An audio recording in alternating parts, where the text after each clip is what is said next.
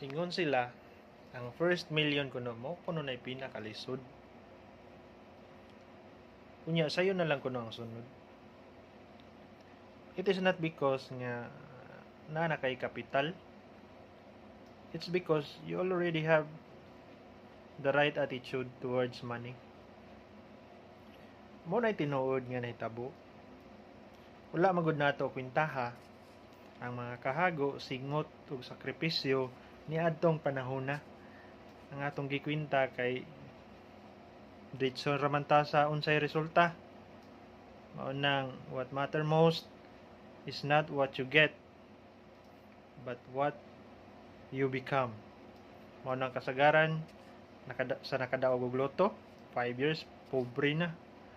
Balik na pug ka pobre because they don't have the right attitude towards money.